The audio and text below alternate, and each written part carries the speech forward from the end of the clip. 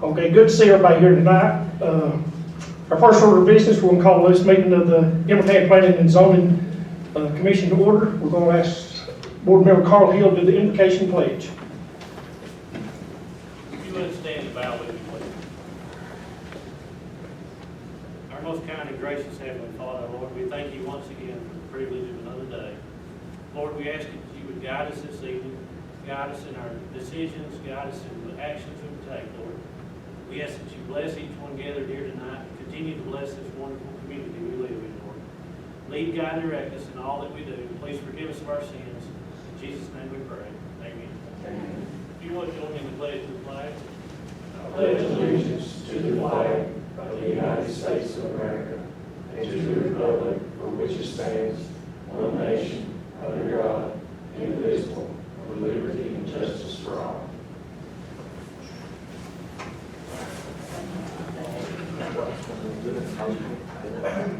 For the benefit of those who've never been to one of our board meetings, when a case comes up that you're interested in, wish to speak, we ask you step to the microphone and state your name. Sound like I'm a little loud here.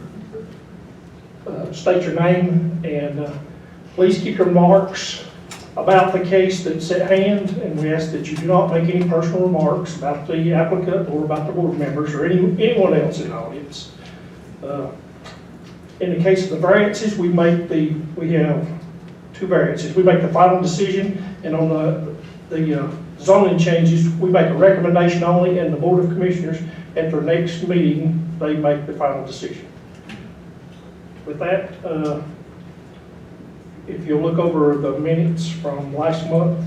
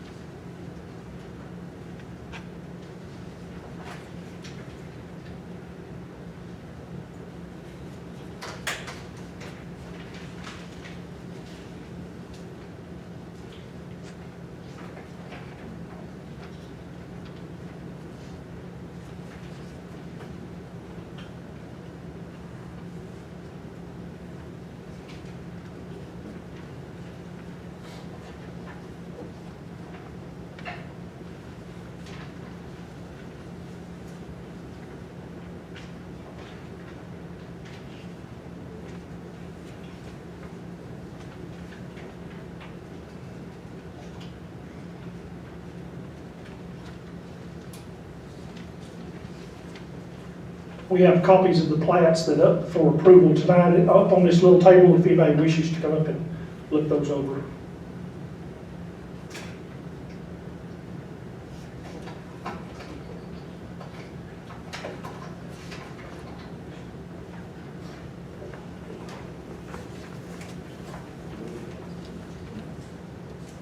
I make a motion to approve as read.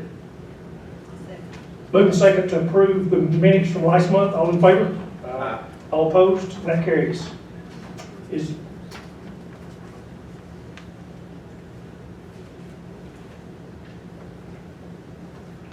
there any additions or deletions to this tonight's agenda?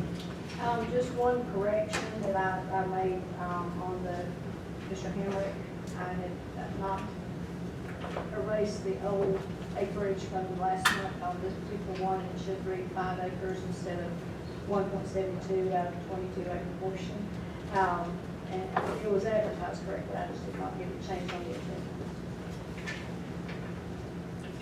Do you hear a move to approve tonight's agenda with the correction? I'll make a motion to approve. I'll second. Moving second to approve tonight's agenda. All in favor? Aye. All opposed? And that carries. Our first consideration of land use change of variance request. Applicant name is Travis Lindley. The owner name is Travis Samuel and Sarah Lindley. Owner address is 1237 White Path Road, LJ, Georgia 30540. Property location is the same. Map and parcel number 3093A-003C. Size of property is 1.24 acres. Current land use classification is R1 residential low density. Proposed use of property, build a carport next to beside the house. Variance requested is a 4-foot variance to the 20-foot right side setback. We hear from Karen Henson, our land development officer. Thanks, sir. Mr. Lindley purchased this residence in 2019 and then decided that they wanted to add a carport to the side. I'm starting, for parking purposes and this and that. And the way that the property lays, the best place for the carport was to the right side of the home, and the property line, it drops off. If you wanted to get further away, well, I think that there couldn't go either way. You have to put it right where it is, and then the property drops off at the 16 feet mark, and that means it's 4 feet inside the setback. So all the letters have been sent, and the sign was posted on site and advertised, and did not get any calls or questions with regard to this request.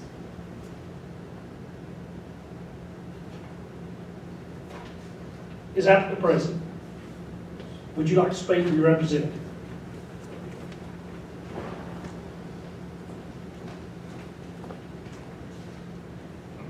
Mr. Chairman, Greg T. with Croy Engineering, we prepared the exhibit that was included in this. So as Ms. Henson stated, this is the best place to locate it based on where the property line falls and the lay of the land adjacent to it. The adjacent lot couldn't build close to that property line anyway, so that's why we're making the request for the 4-foot variance on it, so the carport can be constructed. Right.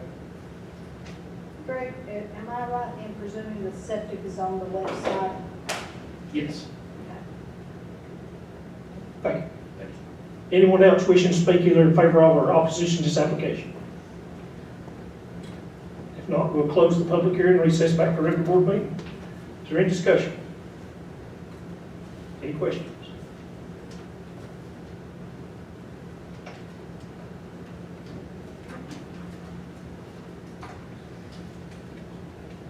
If not, do I hear a move? Make a motion to approve as read. Moving second to approve this application. All in favor? Aye. All opposed? That carries.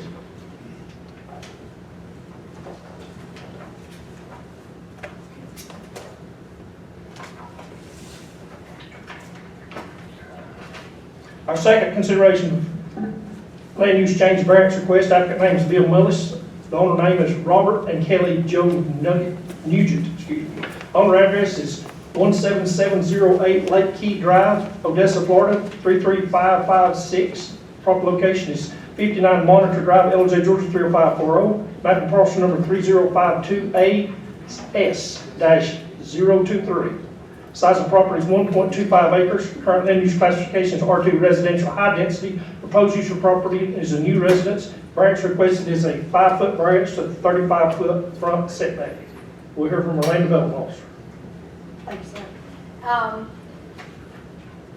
As I understand it, with Mr. Mullis, graded this lot to build the house and had everything staked off, and then for the grading contractor to come in to do the work. For whatever reason, it got bumped up a little bit closer to the front than was originally intended. And when they got everything set in place and the house built and then got to checking, it wound up being that the fireplace in the front end of the porch was in the 35-foot front setback. So rather than try to relocate the fireplace, the property owners preferred that it, that it be where they put it, and that they would prefer to ask for the variance. And so they did that and provided the setback, or setback verification, or it was I think it was actually an exhibit drawing that they had, that it was. Exhibit drawing that shows that it is 5 feet into the setback. And all the letters and were mailed, the sign was posted, and everything advertised, and I didn't get any calls from any of the neighbors on this one. Is the applicant present? Would you like to speak? Anyone else wishing to speak in favor of or opposition to this application? If not, we'll close the public hearing and recess back to the regular board meeting. Is there any discussion, any questions on this application?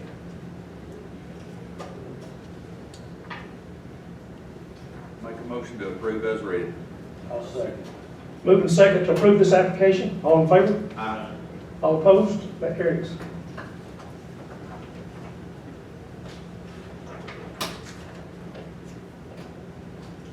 Our first consideration of application to amend the Gilmer County Land Use Ordinance, a rezoning request. Applicant name is John Hamrick. The owner name is the same. Owner address is 1374 Ravencliff Road, Talking Rock, Georgia 30175. Proper location is the same. Mapping parcel number 3086-063B. Size of property is 5 acres. Current land use classification is A1 agriculture. Proposed land use classification is R1 residential low density. Proposed use of property combined with adjacent parcel for conservation. We're from the Land Development Officer. Thank you, sir. If you will look at the zoning map, you'll see that Mr. Henrick's residence is the green inside that bunch of yellow. And to the back of his property is the other piece that he owns. And we were originally going to ask for the back piece to be zoned ag and join to this one, but because of the survey that he had done on the whole yellow piece behind and the piece that split out, the piece that split out had its own survey, but the remainder of the acreage did not. So he wasn't going to be allowed to be presented to the Board of Commissioners without a survey that had that 8.93 acres by itself. So we decided to just reverse and go from A1 to R1 because Mr. Henrick's intent is to put everything in conservation. It didn't matter to him if it was residential or agricultural zone because he has no intent to build another home. And so that would be the one negative of going to R1 is that you would only have, the allowance for one home. And he said that was not an issue. And so because there was a recorded survey for the 5 acres, this worked out better. And all the advertising was done for this, but I did not receive any calls on it. Is the applicant present?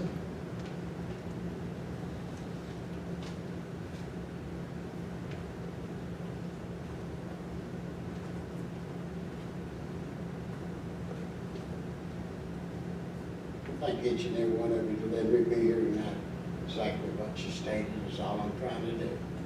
But please state your name for the record. We know who you are, but the recording, so we Sure.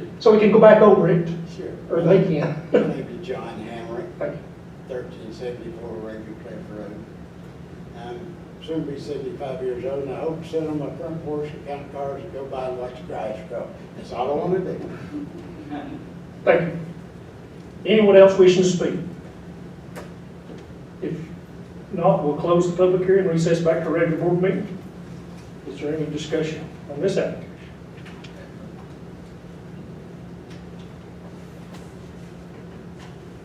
If there's no discussion, do I hear a move? I move that we approve this application as read. Moving second to approve this application. All in favor? Aye. All opposed? That carries.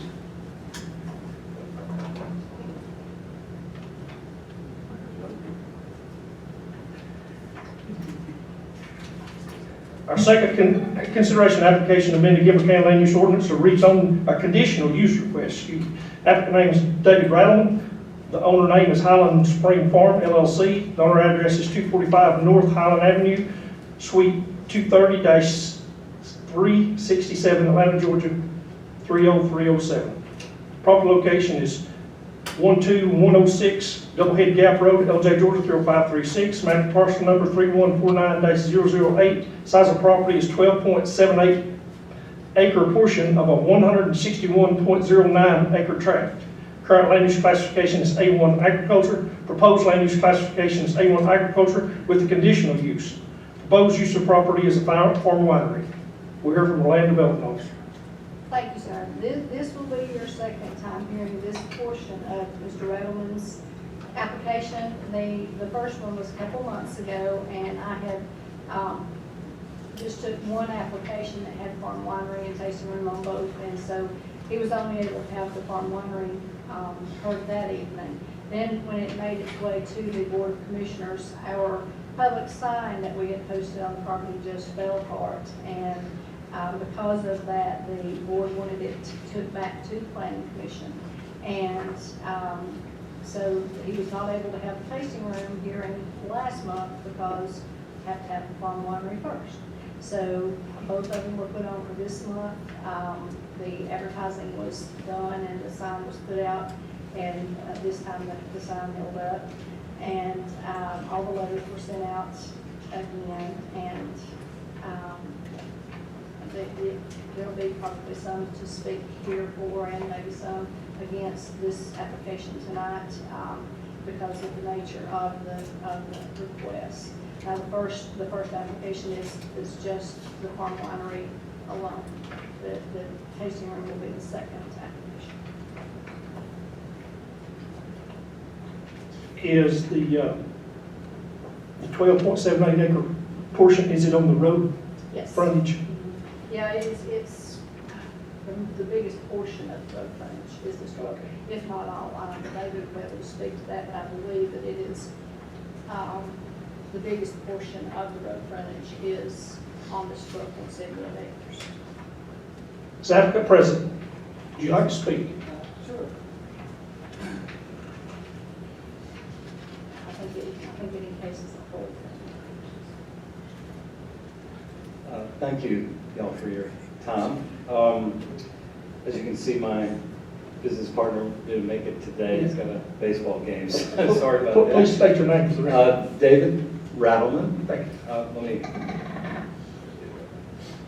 12106, Doublehead Gap. Yeah, we're working on trying to make this a possibility and hoping that y'all could show support. The long-term plan for us is to continue to develop and work the farm to create and monetize the property. The long-term goal is preservation minded.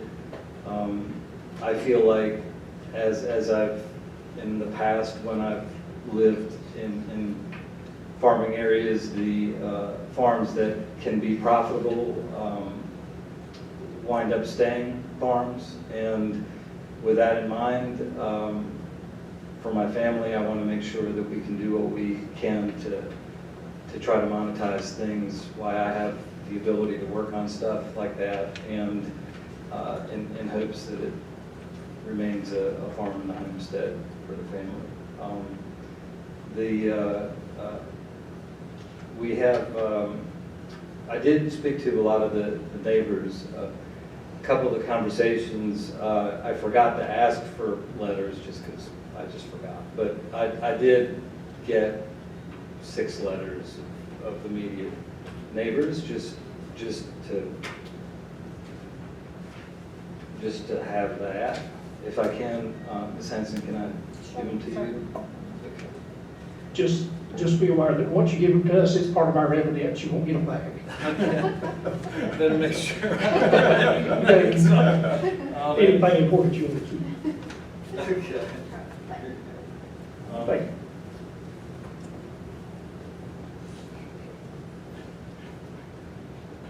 So, yeah, we were thinking about the 12 acres in the front to go towards this for more of the commercial farming activity. And then we do have cattle coming in here in a little bit for the property towards the back. And so that's what we've designated this area for, and kind of looking at it for a long-term plan. It is most of the road frontage. There is a small area which kind of flags to the rest of the property per the advisement of the surveyor. And we do have other contiguous property to this as well.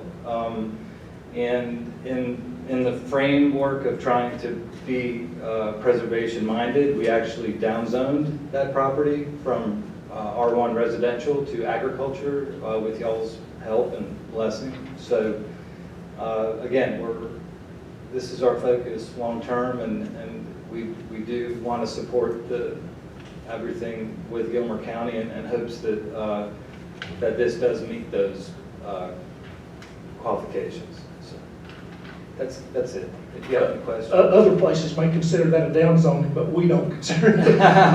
Good. Going to ag a downzone. Okay, thank you. Thank you. Give us just a minute.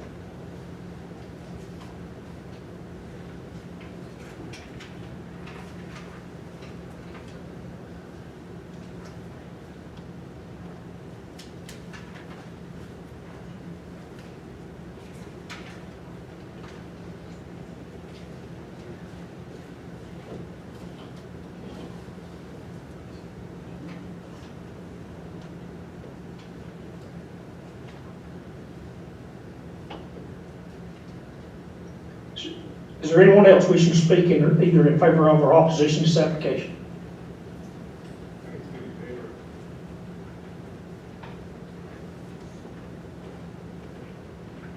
My name is Johnny McClure. I'm at 12462 Double Hill Gap, and I'm in favor of what they want to do down there. I'll be the one that looks all if it's 12 acres.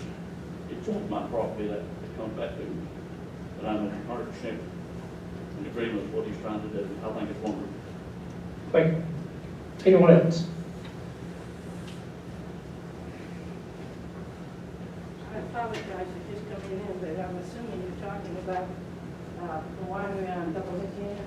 Yes, ma'am. Well, I live next to the winery on Double Hill Gap, and I'm objecting to this because for several reasons. One, as many of you may know, wine and other alcoholic beverages are listed as among the most worst things to consume. But it's the roads that I'm concerned about. Now, there's hills on both sides. I'm right next to it, and there's hills on both sides. And pulling out of the driveway there can be hazardous because you can't see. There's the one that's to the west of me. I have to be real careful to look at that way left, because when I pull out, those cars coming over there at 60 miles an hour on a straightaway can catch up behind you real fast, and that can be a hazard. And another one, Big Creek Road, is full of curves and hills and big drop-offs. And another hazard is a deer that crosses that road. I've been hit twice by deer down that road. And other people have, and people slinging their cars to miss deer going into ditches and things like that. It's kind of a dangerous road. So that is my other objection to putting a winery right up there. Thank you. Would you state your name for the record, Oh, Ms. I'm Andrews? sorry, I meant to say that. Elizabeth Andrews. Thank you. I knew who you were, but these ladies don't. Yeah, I taught school for him for many years. Thank you. Anyone else?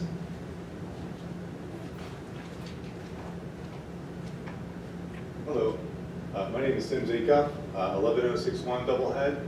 My grandfather built a cabin there on about 20 acres in the 80s, and it's more or less mine now. We take care of it, and so we're in favor of the winery. We think it'd be great. It'd be good for the properties. We think it'd be a nice, fun thing to do. And we're also pretty excited to see these big, large tracks not turning into neighborhoods. We're a little worried about that. My granddad made us this really cool place, and it's very nostalgic, very traditional, like square cut logs. And we hate to see the area start turning into neighborhoods over the next 20, 30 years. I'd like my kids to be able to enjoy it the way I did when I was younger, and maybe their kids too. I can also say I have a business. We make lumber, so we're a sawmill, and we're vertical all the way from the raw materials, logs, all the way to hardwood flooring, beach walls, that sort of stuff. And it's super important for us, being a small producer, small manufacturer, competing with huge companies with tens, hundreds of millions of dollars of equipment out there, that we connect with our end user. You know, we really have to build a relationship with our end customer. We let them tour our facility, see how we do things, see what's special about it. We really are able to set ourselves apart through that process, through inviting our consumers to us. And even the ones that don't come, see that other people do, we get to display it on the website and our social media and things like that. So, you know, as a manufacturer, like a farm is going to be a manufacturer, it's super important to be able to connect your end consumers in a way that's meaningful, invite them out, have stuff for them to do, have a nice experience, let them try some of the product, things like that. Because they're going to remember that and they're going to go home and, you know, a year later, 2 years, 5 years later, they're still going to be buying your product because they're going to remember that. So it's really important for small manufacturers. We want to still have those in this country because we're running out of them, to be able to let them do what they need to do to give a premium product to, you know, directly to their customers by building a relationship that's kind of based around an invitation to sort of get to know them as a business. So Thank you. we're on my favor. Thank you. Good plug for your business. Anyone else? If not, we'll close the public hearing and recess back to our regular board meeting. Is there any discussion?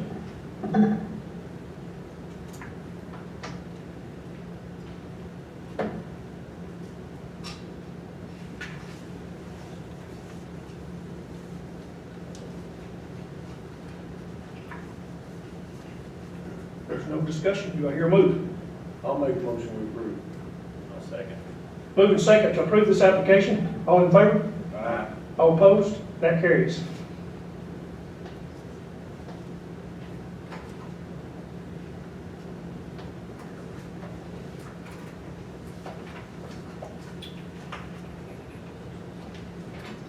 Our third consideration application, amending Gilmer County Land Use Ordinance, conditional use request. Applicant name is David Rattleman. The owner name is Highland Spring Farm LLC. Owner address is 245 North Highland Avenue, Suite 230 through 367, Atlanta, Georgia 30307. Property location is 12106 Doublehead Gap Road, LJ, Georgia 30536. Map parcel number 3149-008. Size of property is 12.78 acre portion of a 161.09 acre tract. Current land use classification is A1 agriculture. Proposed land use classification is A1 agriculture with a conditional use. Proposed use of property is a tasting room. We're here from the land development officer. That's what I thought I was talking about. You can speak on this one too if you wish. Well, I just spoke, and I thought it was the case you were talking about. Thanks, sir. Just a note of reference on the entrance, the driveway permit that will be looked at, should this be, something that he does put in down the road, they will have to have commercial approval entrance, you know, so they have to meet the commercial approval entrance. And the site distance in both directions will be verified before they give an approval. And so I know that that is a worry, and that they will check that before it's given any approval to put the driveway in for the tasting room at the point. Now, another thing of note on the tasting room, you have to have at least 1 to 2 harvests before you're allowed to build a tasting room. I'm not sure if Mr. Rowan has started growing the grapes yet, but if he has not, it'll be at least a year to 2 years before we will be ready to actually build the tasting room. So, but in order to do that, you of course have to have the conditional use approval and to sell your wine, which you can have made in other locations if you choose to do that until you get your tasting room put together. You've got to have that approval to be able to sell it yourself. So that there are many reasons that they need to get the approval as quickly as they can so they get started on putting everything together to end up with the building on that. And then the other thing of note with the tasting room, the residence or the property owner cannot be located on the same parcel as the tasting room. I'll explain that to Mr. Donovan, he knows that, but he's got a large tract, I don't think that's an issue with him either, but just so that the public knows, that is one of the regulations within the online ordinance, that when you're approved for it, it has to be, the winery and the tasting room can be on the same, but the residents cannot be with the tasting room. And again, this was advertised a couple of times and signed it out, so. And I just remember, I was supposed to give you a rebuttal. I apologize for not giving you a rebuttal after everyone else spoke. And part of our job is to keep me if I forget something, so he failed to keep me, or I didn't feel it. So I apologize. Would you like to speak on this application? Sure.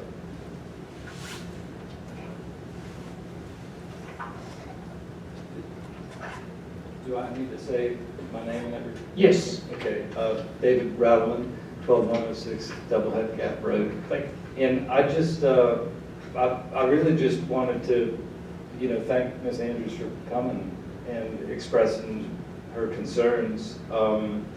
Safety is first. You gotta make sure people are safe. And certainly that's a concern of ours too. And I definitely don't want Ms. Andrews concerned, when she's driving around, and concerned about hitting something or whatever. So we'll certainly be assuming this would move through, and assuming that through due diligence and everything else, we get everything going. I can assure you that we'll be remaining in touch with Ms. Andrews and doing what we can to try to make things as safe as we can. So Thank you. thank you. Anyone else wishing to speak?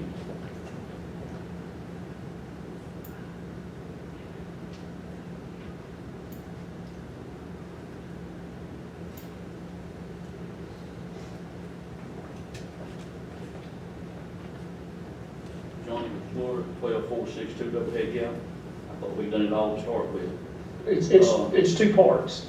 It's real helpful because, we ain't got many people comes up here and buys big tracts of land and wants to keep it as a farm. I know Miss Andrews is worried about the traffic up there. And it is heavy. But think about this, if David can't make it as a farm, he will put houses up there. And if the houses goes in up there, that's gonna, think about 60 homes up in there, or maybe 70. And that's that is gonna really hurt us, I think we ought to help anybody that comes into county that wants to continue these farms, because we're gonna wind up like Forsyth County, Cherokee County, all Cobb County, all down there, if we don't watch it. I'd rather have a farm by me than chicken houses is have a subdivision. So I'm all for this. I don't drink wine now, that's not none of my, but Davis has chosen this to try to pay for it. He's got a lot of money tied in at this farm. You wouldn't believe the equipment he's already bought. He's put a lot of money into this, and I think he'll do good. I do. I'm all for it. I'm 100% for it, because my land, I've got about 2,000 feet that borders his. And we've got along real good. David's a real good neighbor. Just give him an opportunity. He is a good neighbor. Thank you. Thank you. Anyone else? Would you like to speak again, Ms. Andrews? No, I don't think I have anything. Thank you. Anyone else?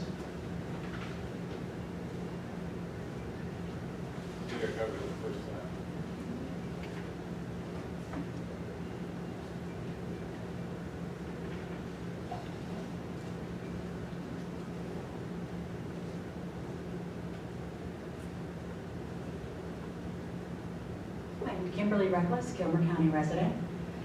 Not too often you all hear me up here in support of much, but I had the opportunity to personally grill Mr. Rodman, and I agree with the other gentleman who was just up here that he does have the intention in mind that he states he does, that he is attempting to restore an old farm, old family farm, and at the same time make a living for his family. And I do believe that if he wants to have a successful vineyard, he's probably going to test that tasting room to go along with it. I don't drink alcohol myself, so it's not going to be a service to myself, and I'm not trying to bring in vineyards and wineries to Gilmer County. I'm making a decision for myself personally. I can't complain on one end that I want to keep Gilmer rural and not make room for a new way of continuing our rural community. So, in maintaining our farming and agricultural livelihood. So that's my 2 cents worth on this particular request. Okay. Anyone else? Would you like to make a rebuttal? No, thanks. Thank you. With that, we'll close the public hearing, recess back to our regular board meeting. Is there any discussion on this application?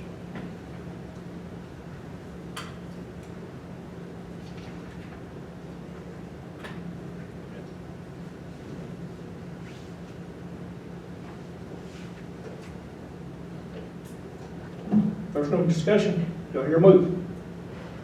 I move that we approve this application as read. Moving second to approve this application. All in favor? Aye. All opposed? That carries.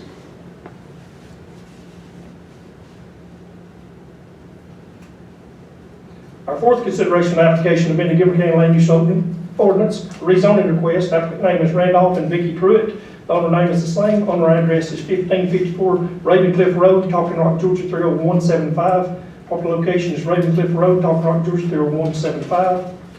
Map and parcel number 3086-063C. Size of property is 7.84 acres. Current land use classification is R1 residential low density. Proposed land use classification is A1 agriculture. Proposed use of property combined with adjacent tract for conservation. We'll hear from a land development officer. Thank you, sir. If you'll look at the map, this will be the other half of the Mr. Hamrick property that we were talking about earlier. This is the 7.84 acre tract that he sold to Mr. Pruitt, and their other property is 1554 that backs up to this one, or is on the west side of this one. And they are wanting conservation and need the acreage, or just want to put it all together and get all of it in conservation. This one is not big enough for conservation, but combined with their other tract, it is. So the letters were sent out, the property was posted, and I did not get any calls with regard to this request.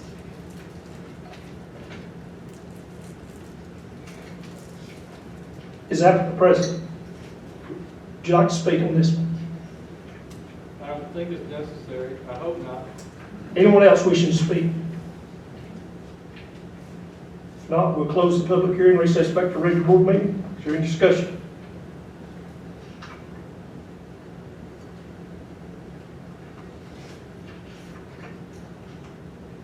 I'll make a motion to approve as read. I'll second. Moving second to approve this application. All in favor? Aye. All opposed? And that carries.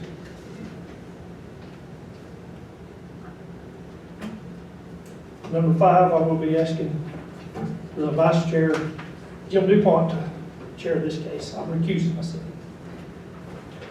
Number 5, consideration of application to amend the Gilmer County Land Use Ordinance for zoning request.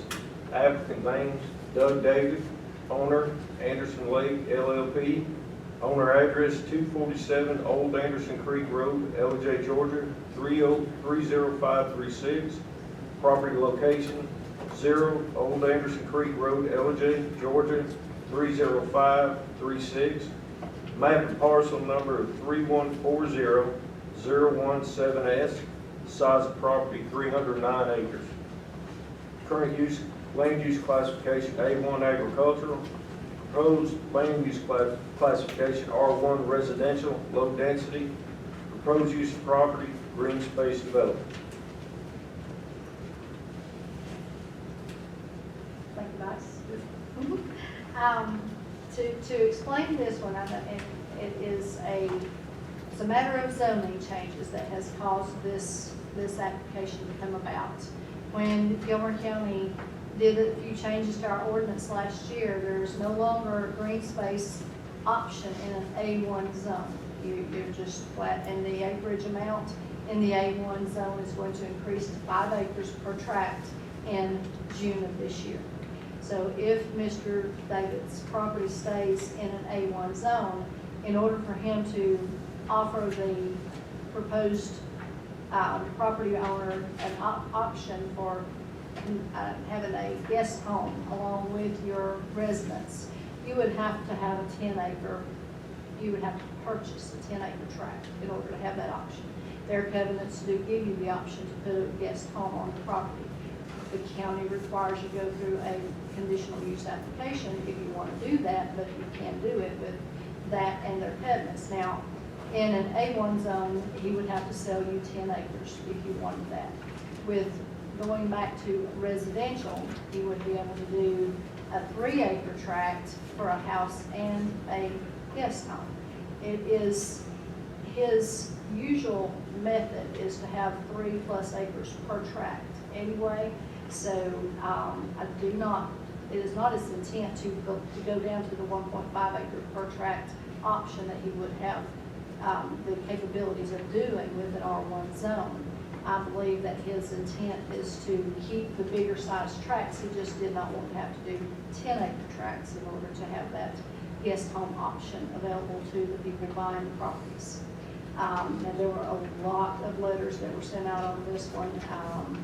I've gotten a call or two just out of curiosity, wanting to know why going to a lower density or higher density, I guess, zone than what it was in.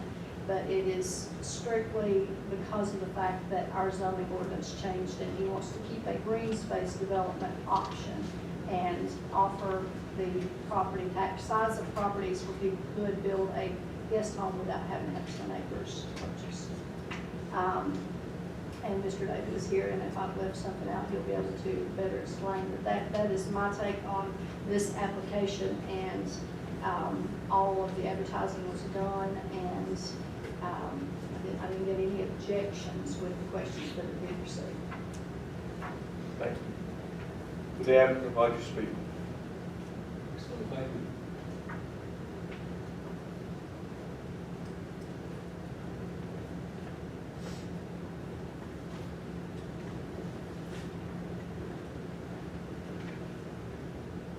My name is Doug David. Address is 247 Old Anderson Creek Road, LJ 30536. And I have honestly spent some time this afternoon writing my entire life history and hope not to go through it with you. But I'll tell you one that might be helpful is that I've had experience with, in South Carolina, what we call a conservation community, which is similar to the green space development. And 4 friends and I bought some property 20 miles in Charleston next to a 350,000 acre conservation area called the Ace Basin, and we developed 42 lots on 900 acres. And 400 acres that was marsh, so our high ground was 500 acres. But that was in 1989. The next year, in 1990, I bought controlling interest from a family who owned this property we have now, 1,242 acres, with the intention of doing a similar thing here.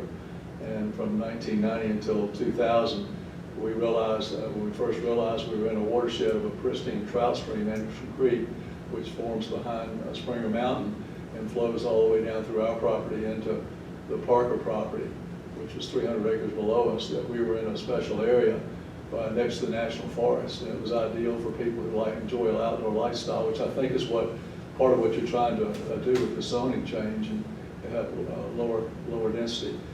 Our density now, we put in 2012, we put 135 acres into a conservation easement with the Georgia Land Trust. So if you include that as part of our original acreage, and if you include that, we're averaging over 6 acres a lot now, and over 5 acres without that. So, and that includes 135 acres and 55 acres and a mile of the highest ridge that joins the National Forest, and some of the most beautiful view property we could have had.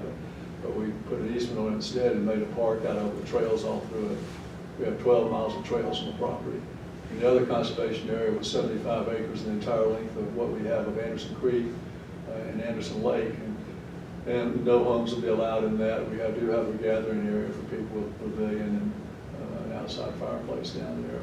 But, you know, when the green space option came available in 2016, we wanted to apply for that because it fits our concept and made sense for us. So we applied for that, and at that time, it was A1. You had to be A1 to have the green space development designation. And this changed last year, as Karen said, kind of flipped that, and it had to be R1 to be in the green space development category. And that's essentially what we want to do. I spent a lot of time between 1990 and 2002 when we started Anderson Creek Retreat, which is actually a community, trying to secure the land upstream from us. And we've been fortunate to find conservation buyers to buy over 2,000 acres of that land, and one of them put 1,850 acres into a conservation easement back in 2018. So it's a protected area with a special quality for water and also for outdoor lifestyle with the National Forest. And most of our residents are active outdoors with bicycling, both mountain biking and road racing.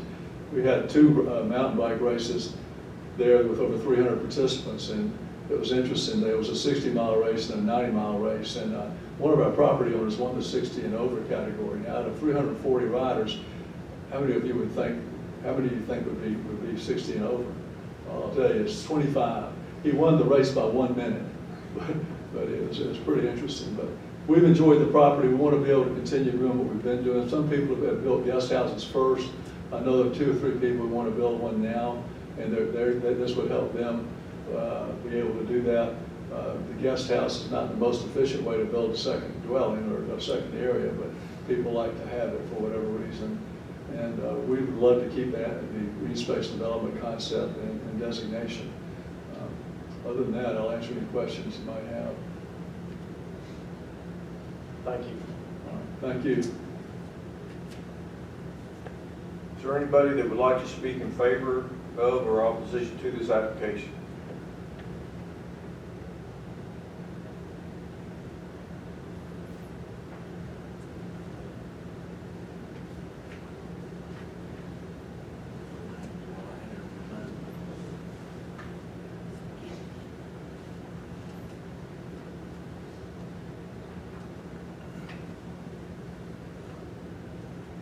Kimberly Reckless, Gilmer County resident. I've taken a little bit of time to familiarize myself with this very gorgeous piece of land that the Davids acquired. I know very little, but some I've come to understand about the conservation tax credit program. Tax credits in general, as far as development goes, I've been doing a crash course on. So Mr. Davis enjoyed some tax benefit from entering this into conservation tax benefits expiring. It's also said that he's recently sold in the past 2,000 acres of that already. You sell 2,000 acres at R1, it looks a heck of a lot different. Now it's not going to be in conservation, assuming that's, if I understood correctly. You know, that 2,000 acres in other hands of zoning R1 could look a lot different than it does in Mr. Davis' hand.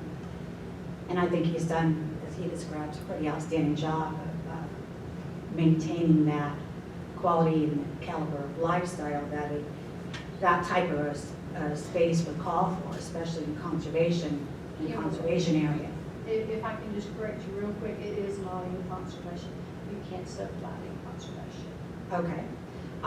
Then I guess when he said conservation community, that's where it. I think next door are some of the really big, like FLIPA, the federal land use programs, Holly Rock, some of those, all of their properties in those conservation programs. And then he's got some acreage that he's dedicated in the conservation program that is not built. He doesn't sell lots in that. It's the 135 and 75. Those are strictly areas that would not be used for building. They're set aside for hiking, creek, and that sort of thing. I'm not, I don't, it sounds like they did. That was my understanding, because you can't do conservation on lots that you intend to sell if you breach the. Okay. So for some reason, whatever the reason is, he has the ability to now create, potentially with the zoning approval, R1 lots in an ag 1 area. And thus far, it sounds like 5 acres or more is what they generally have, even with 3 acres or more zoning permissibility right now. I wasn't comfortable with his explanation as to why R1 now. Not assuming that he's got any hidden agenda here. I just would like, as a concerned resident of Gilmer County, to know why now R1, when it sounds like R1 doesn't really even fit in with what he's got out there. I did take some time to review the website for the property, and in that website, he says that the properties, I don't know who made this website for him, but this Anderson Creek Retreat website says the home sites are 3 acres or more. That's what they're advertising to their current, that's what they put their word out there to the people who have already bought, that they were going to be 3 acres or more parcels. I think that's a kind of maybe a legal issue. I'm not an attorney here, but that's an issue. Also, there are 130 acres, as you said, and then another 700, and then another 75 acres in conservation, which I do appreciate as a resident of Gilmer County, them doing. So we aren't worried about really meeting that green space requirement because it's already been met per our ordinances. So we aren't really trying to create more green space. He's done a good job maintaining, keeping that in place. So I just don't see the need to do it. I don't see the good reason for doing it. I see a lot of potential danger in the future, not in his hands, because it seems like he's been a good steward. But we can't tell him who he can sell his property to. Listen, I tried, it doesn't work. But we can't tell him what to do with his property, who he can sell it to. So if he chooses to sell it to he who shall not be named, what can we do about it, right? We could look a lot, it could potentially look a lot different in the next person's hands than it has in Mr. David's hands. Thank you. Is there anyone else that would like to speak? Mr. David, would you like to give a rebuttal? I guess I should, yes.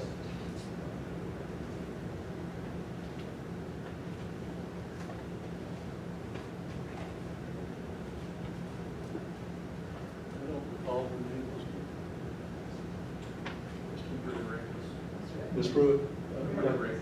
Pardon? Kimberly Reckless. Oh, well, just want to thank, I understand how you might see what you saw there, but I'm not sure quite how to address it, but I better rebut it in the sense that there's 135 acres we put into a conservation easement, which is permanently protected. You can't, that's forever wild. But we are, the reason for doing this is to be consistent with, as you saw on our website, we started the community in 2002, and ever since then we've said 3 acres or more, and that was consistent with what our zoning was. And the zoning change would refute that, would change that. So obviously we'd like to keep that all of our marketing consistent, and we have no legal problem with the marketing, I can assure you. But the ability to build a guest house can be very complicated for people under the new zoning. So we're trying to make it reasonable to begin to be consistent with our covenants. And as I said, we have property owners who right now are frustrated when they heard about this, but the guest house change. But I don't foresee any problems. I think, again, I said that we're over 6 acres per lot average of doing with the ability to do green space development now. And I think, you know, we haven't abused that privilege at all. We really want that idea for the flexibility, but also for the concept. It's almost a branding concept for us. So, you know, we put a lot into this over the last, I think I bought it in 1990, so I've been wandering around the woods for 32 years. It may have affected my reasoning, but I think we're on solid ground on this one, and I hope you'll appreciate that. Or come out and visit. People certainly have enjoyed it. Thank you.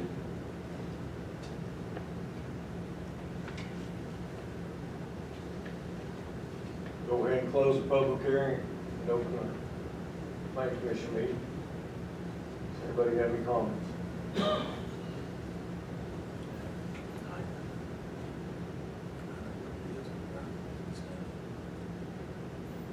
I understand these reasons. Any further discussion?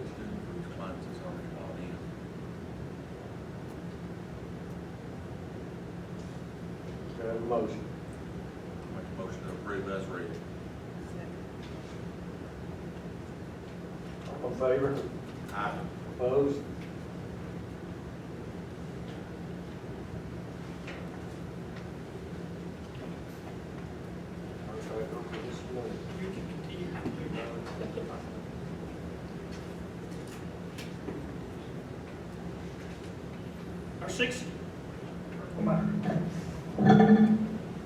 Our sixth consideration of application amending Gilmer County Land Use Ordinance rezoning request. Applicant name is Jeffrey Allen Kirby. Is that correct?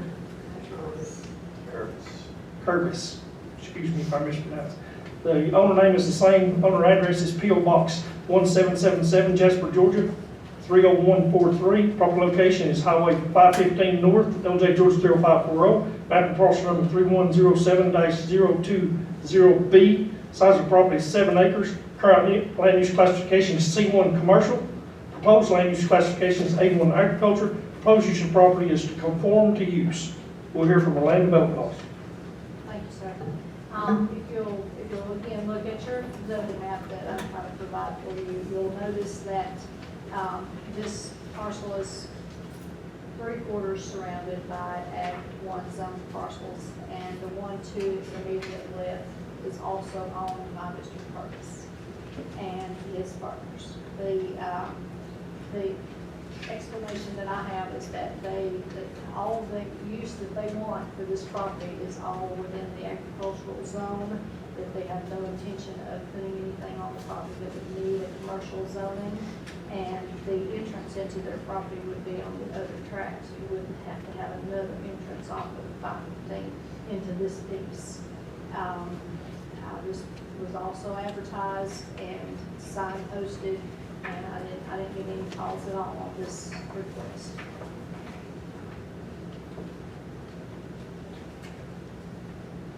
Is the applicant present? Would you like to speak?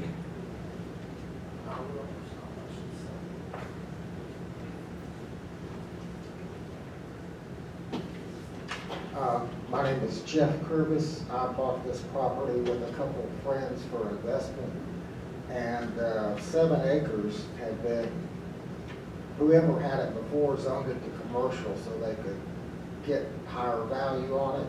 They borrowed money and then let it go back to the bank. So we have no reason to do that. We just want to put it back to the agriculture. One of these days it all may go commercial up and down there, but for the time being we have no plan for that.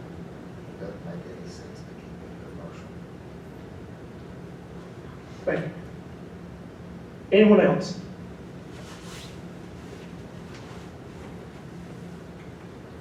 No, we'll close the public hearing and recess back to a regular board meeting. Is there any discussion on this application?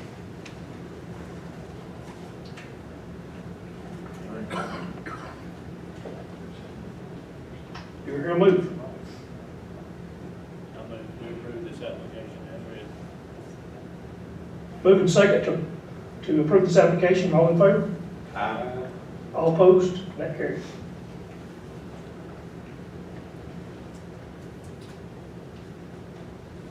Our seventh consideration of an application amending Gilmer County Land Use Ordinance rezoning request. Applicant name is Lillian Vasquez Romero. Owner name is Lillian Vasquez Romero and Jamie Vasquez. Owner address is 1756 Round Top Road, LJ Georgia 30540. Proper location is the same. Map and parcel number 3055-025E. Size of property is 3 acres. Current land use classification is R1 residential low density. Proposed land use classification is R2 residential high density. Proposed use of property split parcel for 3 residents. We're here from the land development officer. Thank you, sir. Ms. Romero was in the office when I had prepared the letter for their approval going from A1 to R1, and she had told me that she wanted to go ahead and reapply for the R2. So that I know that this will be familiar to y'all because this is the property that is triangular shaped on Round Top Road, and it comes to a really steep point on one end. And I told her, you know, that they needed to verify with either a soil scientist or surveyor that if they were to be rezoned and be able to put 3 1-acre tracts on this property, that they could meet setbacks for the structure that they wanted to put on it and be able to get a septic tank. Because they have public water, so each home would be serviced with public water, so they would still have to have room for a septic tank and replacement, and the structure put on the lot would have to meet the property line setbacks. So she said that they did go and speak with either a soil scientist or surveyor and verify that they could meet all of those requirements if they were approved, and that they would just resubmit it for this rezoning in order to put a 3rd home on the property. Right now, they are approved for 2, but they wanted to have the capabilities of a 3rd.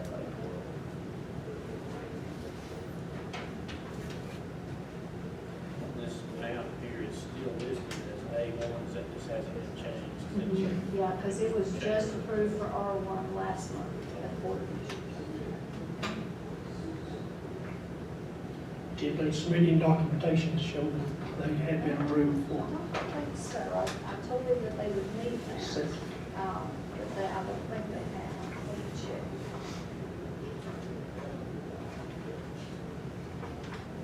I think it was just a discussion that she and I had, and I explained to her what she would need,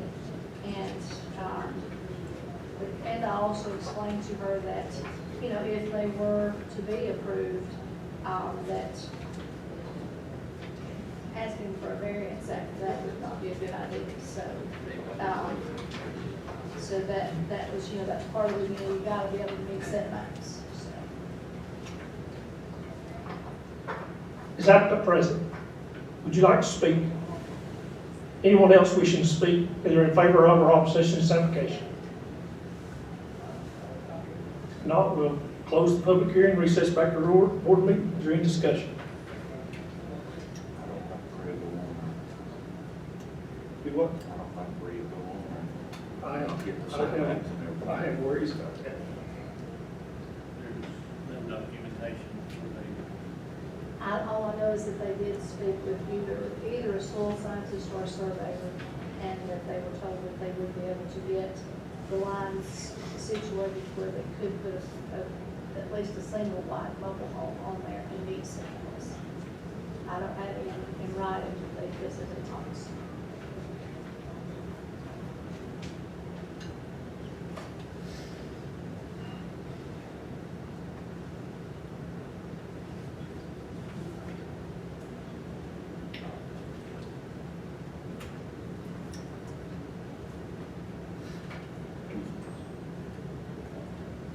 Any other questions, discussion?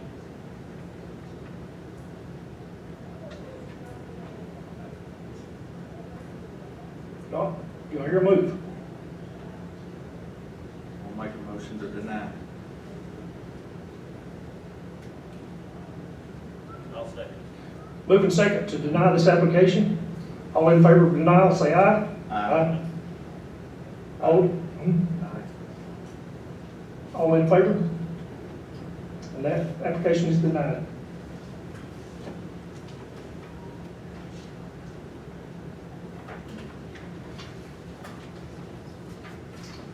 Our first plat approval is the preserved plat Laurel as a preliminary extension. What's the extension? We haven't seen extension. It's, last year, they were approved for the preliminary in April, and that gives them 12 months to get the roads in. They've not gotten the roads in. Also there. The ordinance will allow us to, if y'all so choose, to give them another year to get their roads. I think that's it.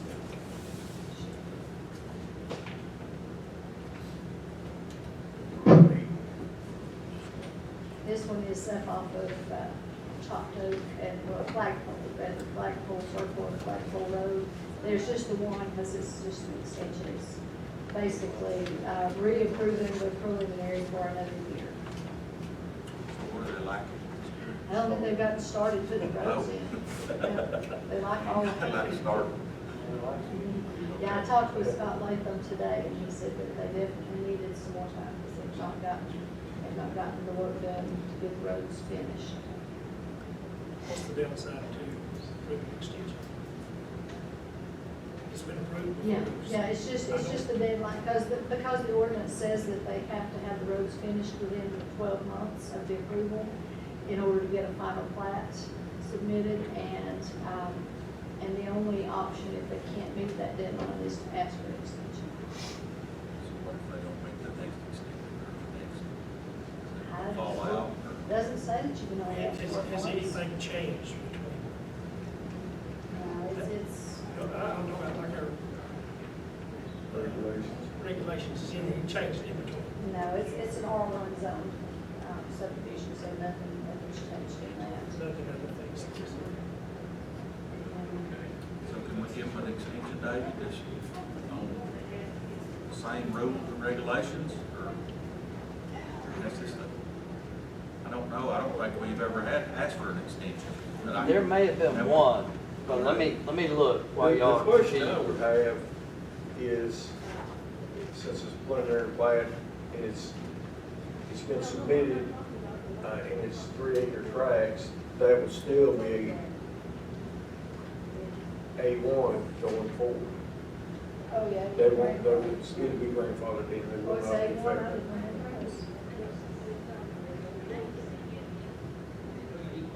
It's already been surveyed.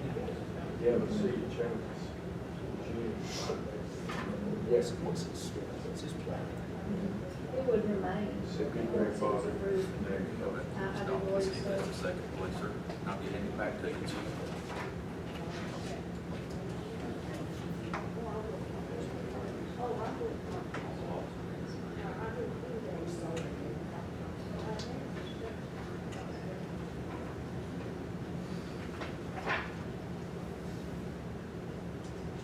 It's not been approved.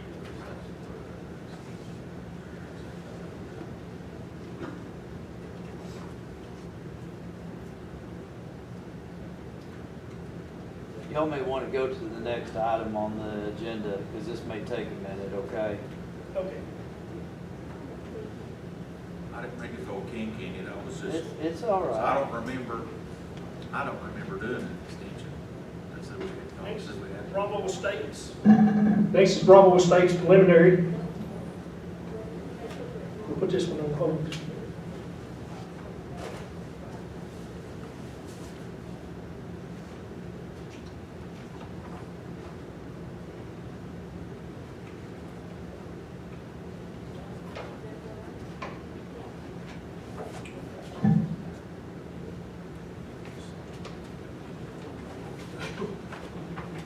Mid-off, 41, yes. All right.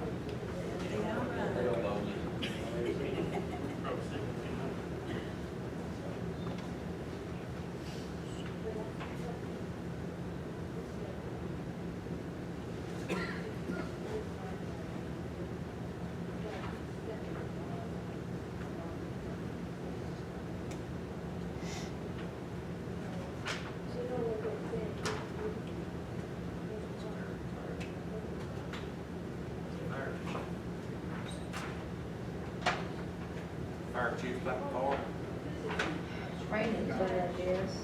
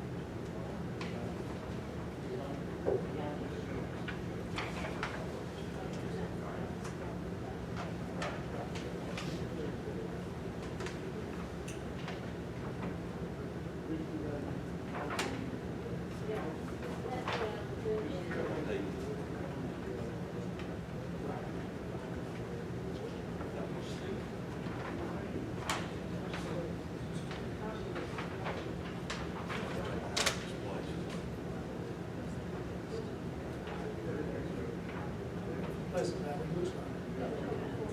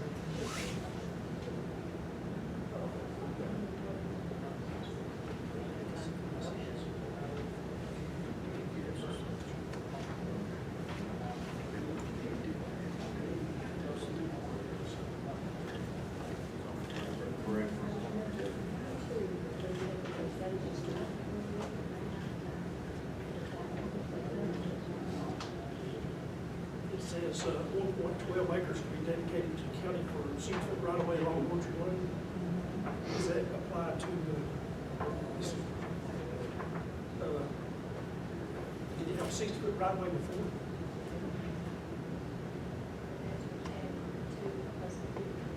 Yes. Okay. That's 13. He's got the spectacles on, man, he's just spotting her out.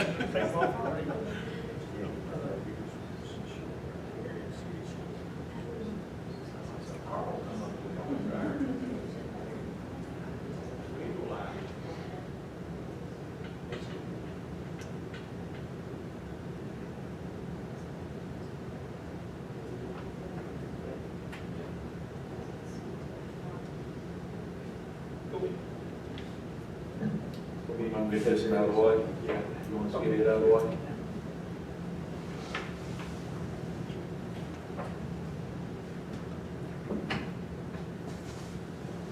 Anything else here you want?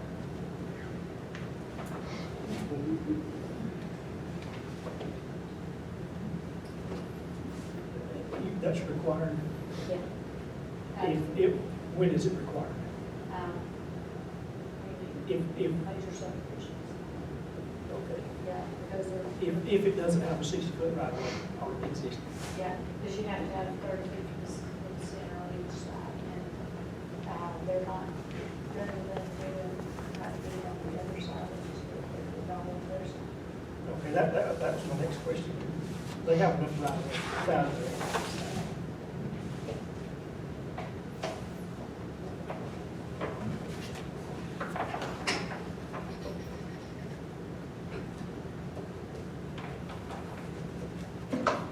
Do I hear a move on Bravo Estates preliminary?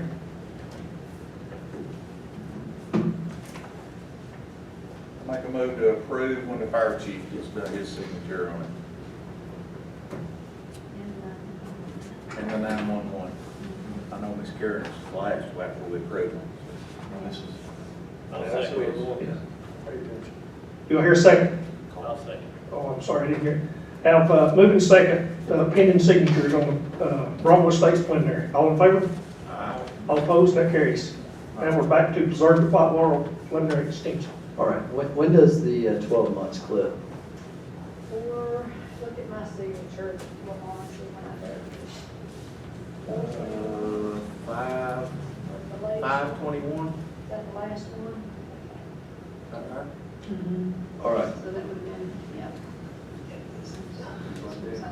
if you look at the ordinance, it's going to be section 82-63, And it's going to be subparagraph C there, and it's going to use the mandatory word shall. And courts have routinely interpreted that as mandatory. There's no ifs, ands, or buts. And then, and actually, it says the preliminary plat approval shall be valid for 1 year from the date of approval. So, that plat, that preliminary is going to lose its approval on 5/21, okay? If substantial work has not been done on the development within this time period, the preliminary plat approval, now it uses the word approval there, shall be null and void. So my thoughts, and there's one other perhaps saving grace, and that's going to be under section 82-321, which deals with the variance, okay? But that's not a traditional variance that I would normally tend to think, because what the applicant is asking for is an extension to the period of time. But it says, when there is a written request to the planning commission not less than 30 days prior to the submission of the preliminary plat, that's not going to apply because it's already been submitted to you. Or if the variance was unforeseeable at the preliminary plat approval time. Now, it's roads, and I can't say if that was foreseeable at the time of the approval or not. I mean, we've got a lot of delays and things that are being sold. I mean, I know that a lot of consumers are still waiting on goods, I understand, for various things like ovens and things that are making significant delays and trying to get from abroad. But to even get to that provision, the applicant is discovered, or should have discovered, which is the need to have the extension, not less than 30 days prior to submission of the final plat. The developer has to outline the particulars on how the strict compliance with these regulations would cause him or her extraordinary or unnecessary hardships. The planning commission, this is key, after notice and public hearing, may vary certain parts of the regulations of this chapter. Okay, and the subdivision is contained within that chapter. The subdivision preliminary plat approval, and provided the public interest, health, safety, and general welfare is protected. Now, realistically, we don't want a subdivision that's partially complete and then the developer has no ability to finish that subdivision. It doesn't do any of us as citizens any good. We end up with those that look like they do down near the airport, where when you fly in and they're just vacant land, but they've been cut up with streets cutting into them. My suggestion here is if the applicant feels strongly that they'll be unable to complete it within a period of time to allow a final to be submitted to this board, is that it initiate this variance request at this point in time. Now, but again, you have to go back to the preliminary process, and again, you're going to look at 8233, and within there, hang on, that's not the right one, 8263. It uses the word mandatory shall. So I think the applicant in this context is going to have to apply for a new preliminary. It's my thought, and all the accompanying fees that are associated with it. And Can I ask that? This folks have probably spent a whole lot of money just to get this far, but if they don't go further, they won't have to spend no more money on this. Try to get started, unless it's straight up. I think this board's hand is tied because it says shall be valid for 1 year from the date of approval. And if that date is going to be 5/21 when we clip, I think the only thing you can do is grant a variance, and that is to give them, that variance would be to offer them a new preliminary plat approval, but it's going to be in the context of new. It's not going to be in the context of an extension. There's nothing in this ordinance that I see that provides for an extension, okay? Which means that it's going to have the associated fees. But to even get to that point, the applicant's got to make that request under the 82-321, I believe. Shouldn't it be substantial work, define substantial? Well, we are litigating a case in the assessor's office over the very same term, substantial, and courts have not given a broad definition of that. Now, they may have given a specific case, what is substantial, but we're fighting a value case over in the assessors, with the assessors on substantial improvements. And the taxpayers certainly arguing that there weren't substantial improvements. And the county, the Board of Tax Assessors is, and it's on a structure they have valued at about 11.3 million, and the remodeling permit was for 1.5 million. So you can see, is there a threshold, a magic threshold? In this case, I haven't looked at I haven't been out in the field, I haven't looked at any of the work that's been done with respect to the preliminary. I think maybe Karen can offer an opinion on that. Would they apply for the variance to the length of time the preliminary is good, or what would the variance be for? The variance is going to be the key that opens up the door that allows them to come back in and ask for a new preliminary. Because that preliminary that you have in your hands is going, it says, again, it says unequivocally that it shall be valid for 1 year. It doesn't provide for any extension. Unless, then well, again, reference substantial work. Do we have enough time between now and 5/21, or would the county have enough time? Maybe send somebody out to inspect the property or this project to see if any substantial work has been completed? I think you do have the time. The key here is the applicant's going to have to cooperate with respect to making that application for a variance. Because the county can't very well make that application for the variance, the applicant's going to have to make that application. And nothing's going to prohibit the developer from making that application tomorrow or Monday. And that gives you the 30 days. I mean, I'd go ahead and authorize. And that on variances, y'all don't call for the variances on, you've never done one under this section before that I know of. So I'd go ahead and put it on the agenda if the applicant submits something in a timely manner. But now, this says, where did I go back to? Not less than 30 days prior to submission of that final plat. So 5/21 is when that final plat should be submitted, if I'm not mistaken. And so, backing it up, there's only 30 days in April, so it's not one of those 31-day months, so we're probably on the deadline. Of course, you can also grant perhaps a variance to that because it is creating a hardship, okay? But it's going to require action by the developer in this scenario. Otherwise, your hands are tied. You just can't grant an extension because it uses the mandatory word shall.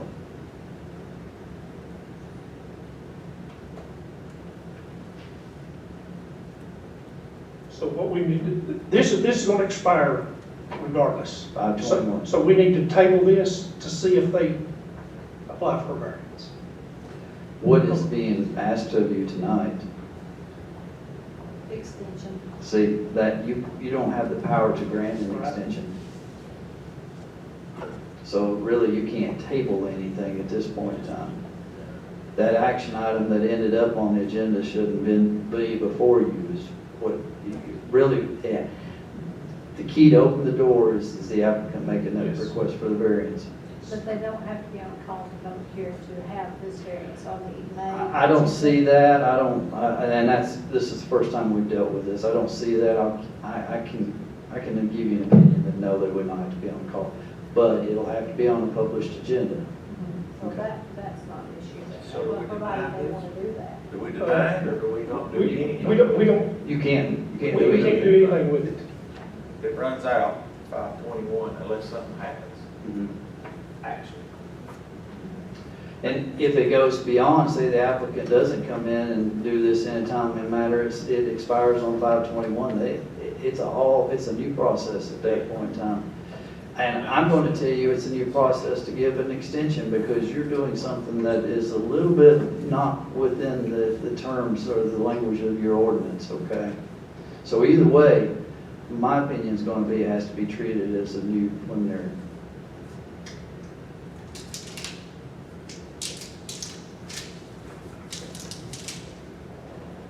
Thank you.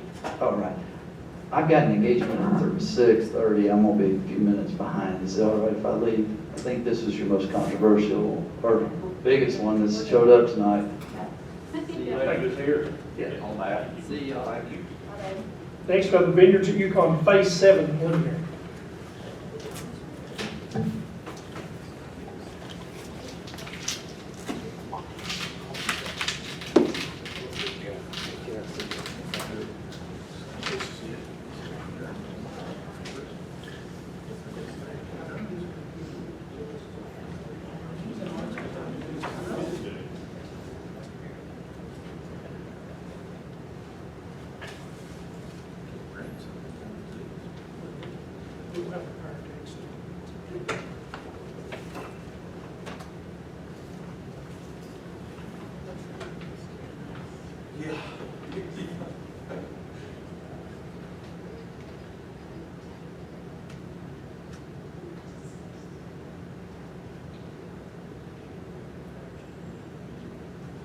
Fire chief is fighting fire.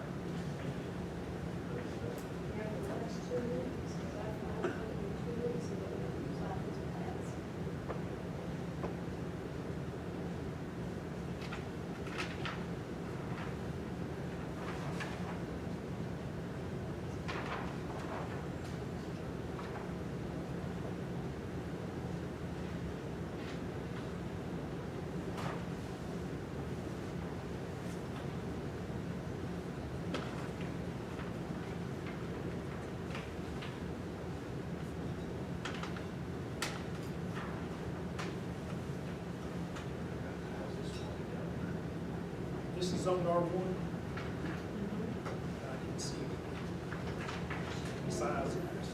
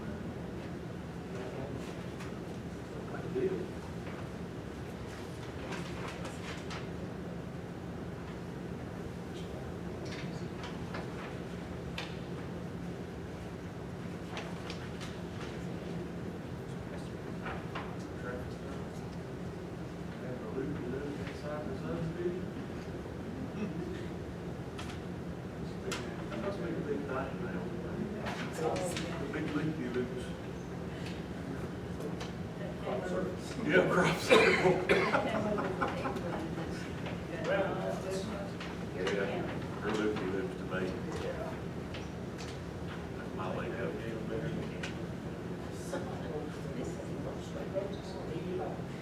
Million dollars. Yeah.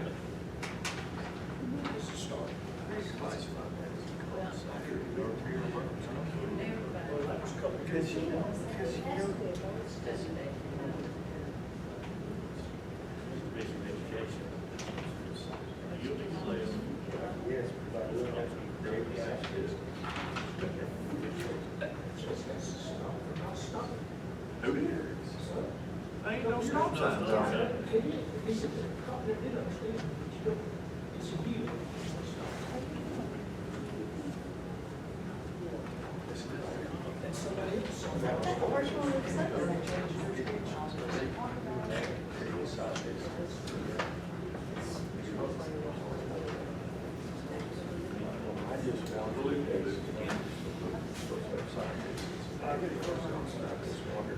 Because it's part of the reason they were coming together to meet all outside businesses need to have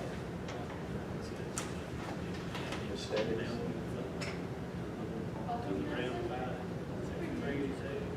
Okay. Oh, okay. It ain't open yet, or it would. That's, 136. Oh, okay. Yeah, they ain't got, or they didn't have it open, it might be yeah, down. okay, I see. Yeah, I see. Okay. Yeah, you can see that on there. Dump trucks. Thank you. You just go around and around and around, you just gotta get off. That's right. Go around about 4 times, people get sideways.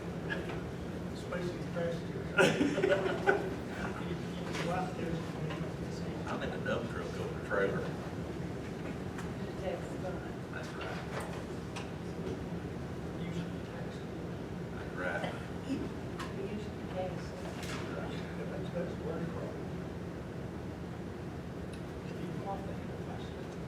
Thank you, yeah, thank you, NASCAR, that was left turn.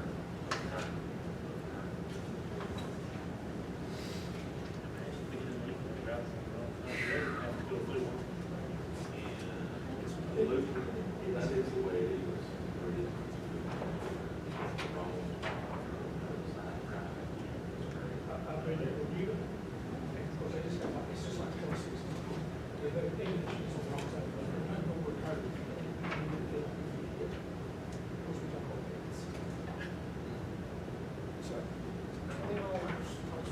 Thank you.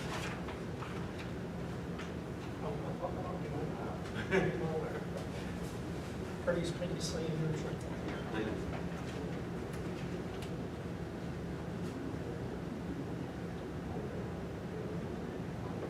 Oh, well.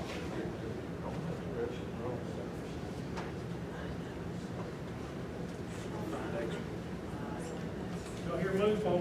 Do you hear a move on the vineyards at Yukon Phase 7 preliminary pending the fire chief's signature? Make a motion. Second. Moving second to approve the vineyard Yukon Phase 7 preliminary. All in favor? Aye. All opposed? And that carries. Next, we have Clear Creek Preserve preliminary.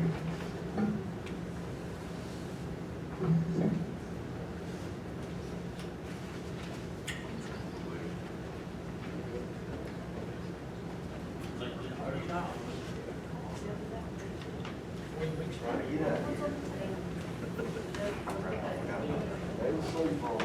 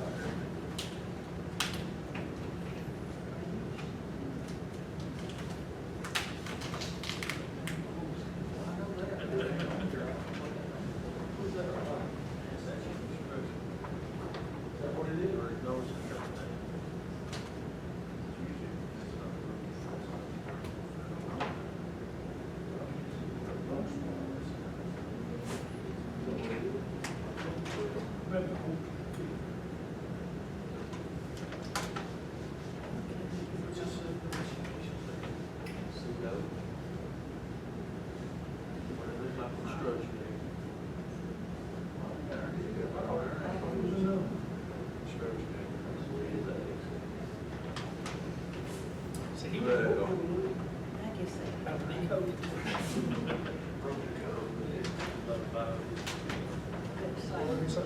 since you were no doubt, I don't know who they is. I don't know what it was.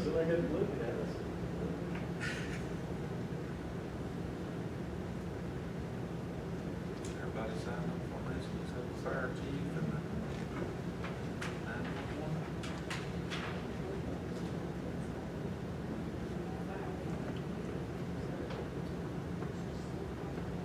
Do I hear a move on Clear Creek Preserve preliminary?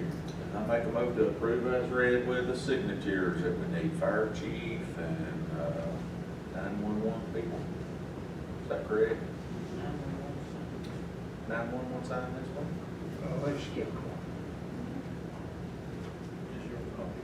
Fire chief. 911 sign.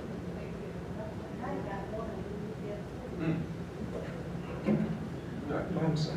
I'll second. Moving second to approve Clear Creek Preserve preliminary. All in favor? Aye. All opposed? That carries.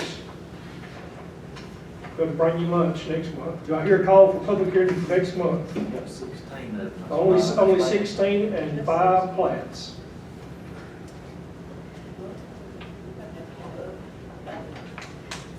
I think we're going to have a break and have pizza delivered. Order pizza. Do I hear a move to call for public hearing next month? I'll move that we accept the call for public hearing. Moving second to approve the call for public hearing next month. All in favor? Aye. All opposed? That carries. Reports from staff.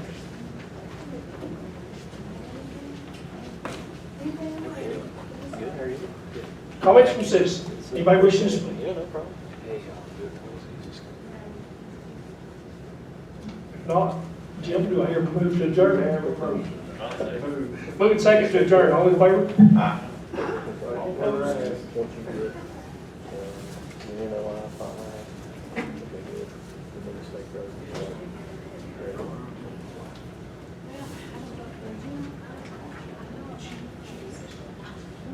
Yes.